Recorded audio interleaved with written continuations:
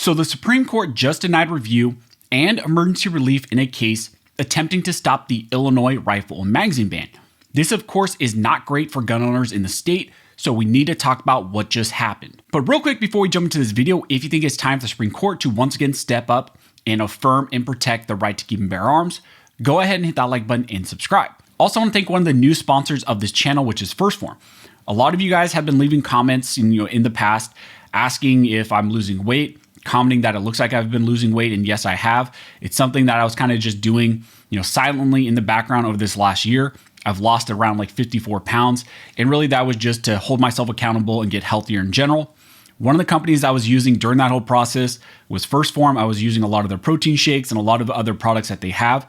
And a lot of the guys over there actually watch these videos, saw me wearing some of their merch, and asked if they could sponsor and support this content. I highly recommend 1st Phorm. You can check out some of their protein shakes. I love their protein shakes. The Fruit Loop one is my favorite. And then also, I really enjoyed their energy drinks, actually. That's the cherry lime, but my favorite is actually the Screaming Freedom one. So again, I will leave links down below to 1st Phorm if you guys are interested. And again, thank you to 1st Phorm for sponsoring and supporting this two-way content. So like I mentioned in the intro, in this video, we're gonna be breaking down some bad news in the current battle to stop the recent rifle and magazine ban, which is out in Illinois. We received news that the Supreme Court has once again denied review of the state of Illinois' current rifle and magazine ban, which now is in full force and effect. Millions of people in Illinois are currently facing serious criminal convictions because the 7th Circuit en banc panel decided to directly defy what the Supreme Court's ruling said. And even worse, the Supreme Court itself has been unwilling to hold them accountable and step in on some of these cases. Recently, we received news that the Supreme Court denied 2 emergency injunctions, which were asking for the Supreme Court to put a temporary halt on a statewide rifle and magazine ban.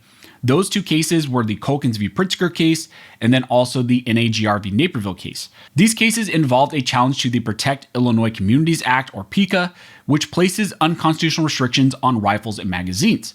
PICA also requires a registration requirement to grandfather in already possessed rifles, which as of right now, the registration period has closed. Because of that, that means that millions of Americans in the state of Illinois who didn't register their rifles in various parts are now open to serious charges because of those unconstitutional laws. But there was a kind of a silver lining with some of this, and the hope was that after last week, on Friday, the Supreme Court was holding conference in the Colkins case. However, the Supreme Court recently issued their order, and they have in fact once again denied the request to take up this case and take it on review. Now, in this Colkins case, the case was originally brought in an Illinois state lower court, so this was a state court challenge. And on review, what ended up happening is the judge there, the lower court judge, issued a summary judgment motion against the state of Illinois, which declared this ban unconstitutional for denying equal protection under the law. So that was a significant state court win. Now, in response to losing that, of course, the state of Illinois appealed up to the higher courts, and then ultimately it went up to the Illinois State Supreme Court. And the Illinois State Supreme Court issued a decision in favor of the state of Illinois, and they protected PICA. Now, in this case and the Illinois State Supreme Court review of this case, there were a lot of specific concerns about contributions to 2 of those Illinois Supreme Court judges who reviewed this case. There were, allegations that they received millions of dollars from the defendants and some of the attorneys in this case. And really, after that decision by the Illinois State Supreme Court, the last opportunity was then to file a writ of cert up to the U.S. Supreme Court. So a writ of cert was filed up to the U.S. Supreme Court, and then in the meantime, the Colkins plaintiffs also filed an additional emergency stay request, which went up to the Supreme Court and went for review to Justice Amy Coney Barrett, who's responsible for reviewing these types of emergency motions, which come out of the 7th Circuit, and she could review it on her own or send it to a full court for a decision. So what this means is that on top of the traditional writ, which was filed in Colkins, there was also a filing for emergency stay request that went to Justice Barrett, and in the request was for her or the full court to issue a stay on PICA, at least until the full Supreme Court got together at that conference date on January 5th and decided what they wanted to do with this case. But then we received an order from Justice Barrett, and on her own, she simply stated that Colkins' application is denied by Justice Barrett. So that emergency stay request was denied by Justice Barrett and did not go to a full court for a vote. Now, the second case that was denied an emergency request was the NAGR v. Naperville case. In the NAGR case, the plaintiffs also filed for an emergency intervention and emergency injunction from the Supreme Court. That NAGR lawsuit is a little bit different in its posture because that lawsuit did not file for traditional Supreme Court writ. It did not file that traditional review initially, and mainly that's because that case was still pending in the Seventh Circuit, and they were still seeking Seventh Circuit en banc review. But recently, as you may recall, the Seventh Circuit en banc panel denied review in a bunch of cases. So even the Seventh Circuit en banc panel decided to punt a bunch of these cases and not review this Illinois, Protect Illinois Communities Act. In the NAGR emergency injunction request, they asked for the Supreme Court to issue an injunction against PICA at least until the Seventh Circuit en banc panel considers the case, or the Supreme Court reviews any of the following cert petitions that we're currently seeking review from the U.S. Supreme Court. Again, recently received an order from the Supreme Court which denied that emergency injunction in the NAGR lawsuit. That order simply read that the NAGR application for a writ of injunction pending certiorari presented to Justice Barrett and by her referred to the court is denied. Now, unlike the Culkins case, since this went to the full court and was denied, the emergency request, that pretty much is done. Now, NAGR still has plenty of options, one of the main ones being that they could still file for actual Supreme Court review, a traditional writ, though at this time, they have not actually done that. They've indicated that they will, but I have not seen a filing yet on whether or not NAGR is going to file an actual traditional writ, but keep in mind that's also still going to be an interlocutory review by the U.S. Supreme Court. Also, recently we mentioned that there was kind of a last-ditch Hail Mary before that registration deadline, and that was in a lower court in the FFL v. Pritzker case. However, the judge there, the lower court judge, denied the new injunction request, first dismissing the 14th Amendment challenges, and then he also said that the higher courts and their precedent and also the Supreme Court's denials kind of tied his hands, and he couldn't issue the circumventing injunction.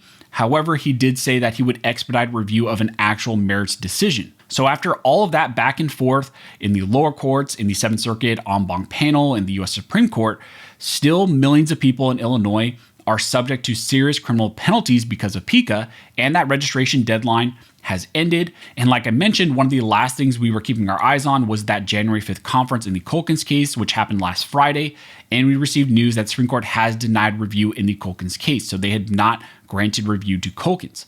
The docket entry simply indicates that review was denied, and there are no dissenting opinions from any of the justices. Now, as I stated from the start, the Culkins case was kind of fighting an uphill battle. I did not think that they would take review of this case, especially in light of them denying emergency relief in multiple cases. It seems like the Supreme Court is not really interested in this issue right now. They have not stepped in early on any of these cases, really any 2A cases right now, other than when the ATF has actually gone to the Supreme Court and asked for some administrative stays and other things like that in the Frames Receivers case. Then the Supreme Court stepped in, but on this specific issue and other issues, the Supreme Court has not been interested in granting early relief in these cases. Now, for those in Illinois, the two things that I would keep your eyes on going forward and that we're going to be talking about going forward is first, that Illinois case, the lower court case, the FFL v. Pritzker case, which is moving forward in the lower court on an expedited review. And again, that's going to be a full merits decision. The court there is moving the case forward as fast as possible to reach an actual merits decision. And that's not going to be a preliminary injunction. That would be a true merits case and a true merits decision. Other than that, the other case I would be keeping my eyes on would be still the NAGR v. Naperville case. Ultimately, what could happen there is NAGR could file their traditional writ for cert for the Supreme Court. They've indicated that they would do that they're interested in doing that, or that they're going to do that. However, it's not happened yet. But again, I would keep in mind that that would still be an interlocutory review, a review of a preliminary injunction denial by the lower courts, and it would not be a full merits decision. So I don't think the Supreme Court would take that one up anyways. The other kind of wrinkle maybe you could throw out at this would be that still the Culkins case, although they've had the writ of cert denied and then also their emergency stay request denied, one of the other things I guess they could do is they could file a new emergency stay. Since it was already denied by Justice Barrett, they could maybe go to a different justice. Under the rules, they can go to someone like Justice Thomas, and maybe he would issue it. But I still think that that would be very unlikely just because of how the current Supreme Court is not wanting to take up this issue.